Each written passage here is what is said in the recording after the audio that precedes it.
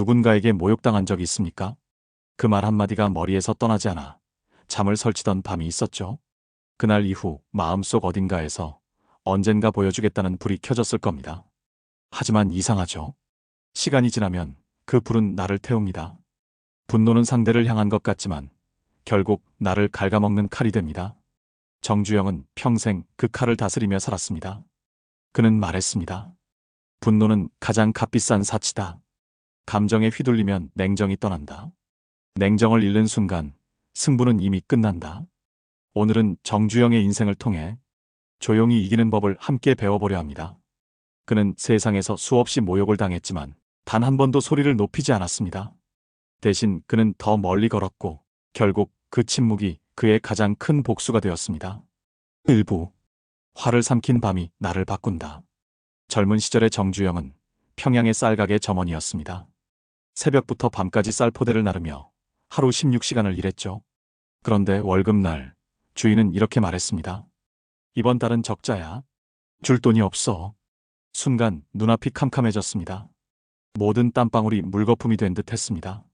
그날 밤 그는 결심했습니다. 감정으로 갚지 말자. 인생으로 갚자. 그때부터 그의 복수는 달라졌습니다. 남을 무너뜨리는 대신 자신을 세우는 복수, 화 대신 냉정으로, 복수 대신 성장을 택한 겁니다. 그는 말했다죠. 분노를 준 손으로는 아무것도 잡을 수 없다. 손을 펴야 큰 걸 잡는다. 그 다짐이 훗날 현대를 세우는 첫 삽이 되었습니다. 2부. 분노는 불이고 냉정은 강이다. 분노는 불처럼 타오릅니다. 순간은 뜨겁고 통쾌하죠. 하지만 불은 타고 나면 남는 게 없습니다. 재뿐이죠. 냉정은 다릅니다. 냉정은 강처럼 흘러갑니다. 시간이 걸려도 길을 냅니다. 불은 순간을 지배하지만 강은 끝내 바다로 나아갑니다.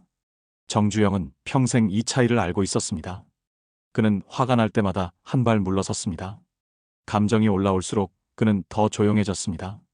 그의 침묵은 패배가 아니라 전략이었습니다. 그는 늘 이렇게 말했죠. 화낼 시간에 해결책을 써라.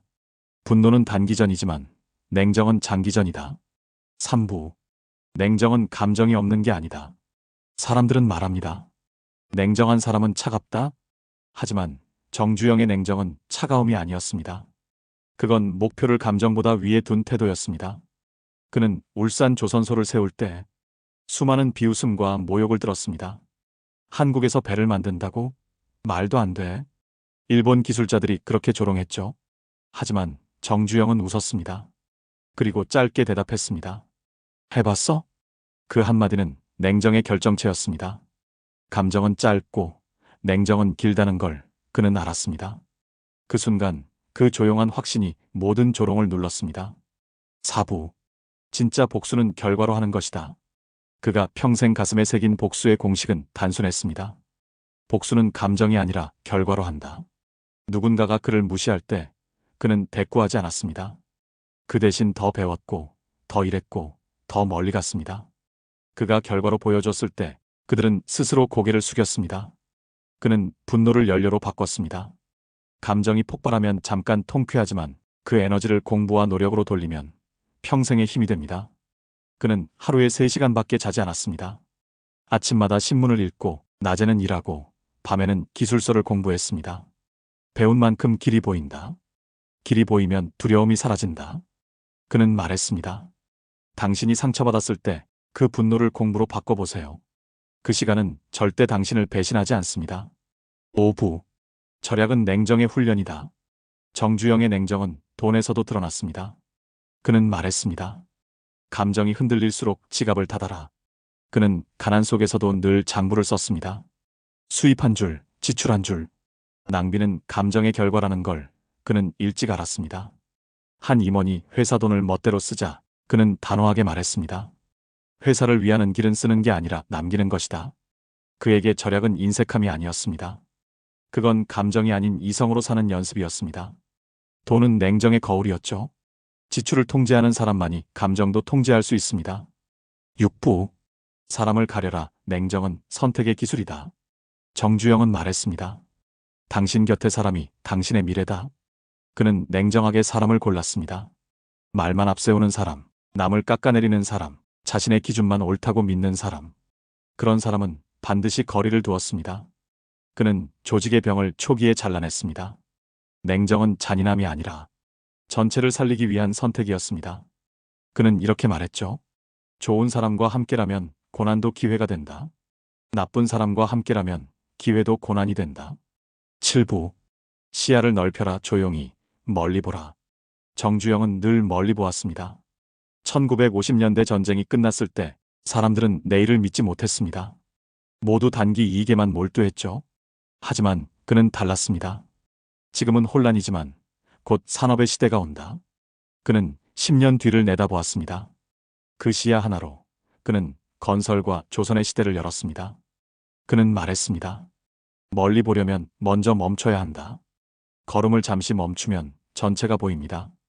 화난 순간엔 시야가 좁아집니다. 한 걸음 물러서면 길이 다시 열립니다. 8부. 냉정은 끝내 평화를 낳는다. 정주영의 인생을 돌아보면 그는 늘 조용했습니다. 화를 내지 않았고 변명하지 않았고 자랑하지 않았습니다. 그 대신 결과로 말했다. 그의 평생 철학은 이 한 문장으로 요약됩니다. 화낼 시간에 성장하라. 냉정은 감정을 억누르는 게 아닙니다. 감정보다 큰 목표를 선택하는 용기입니다. 그는 스스로에게 이렇게 말하곤 했습니다. 지금은 화낼 때가 아니다. 이겨야 할 때다. 9부. 시니어에게 전하는 냉정의 지혜. 나이가 들수록 우리를 흔드는 건 외부의 적이 아닙니다. 가까운 사람의 말, 가족의 오해, 세상의 무관심이죠. 그럴 때일수록 감정의 불을 꺼야 합니다. 냉정은 나이를 먹는다고 저절로 생기지 않습니다. 매일의 선택으로 쌓입니다. 젊을 땐 분노로 버텼다면 이제는 냉정으로 버텨야 합니다. 냉정은 자존의 기술입니다. 세상이 흔들려도 내 안의 호흡을 지키는 것, 그것이 인생 후반의 품격입니다. 10부. 결론. 조용히 이겨라. 정주영은 마지막까지 이렇게 말했습니다.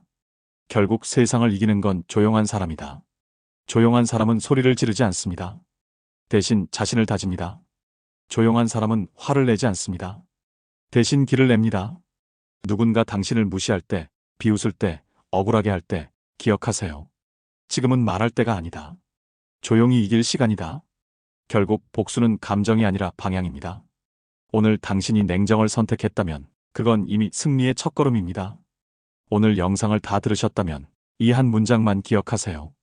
분노는 불을 남기지만 냉정은 길을 남긴다. 그리고 조용히 다짐해보세요. 나는 오늘 화낼 시간에 성장하겠다. 이 다짐 하나가 당신의 인생을 완전히 바꿔놓을지도 모릅니다.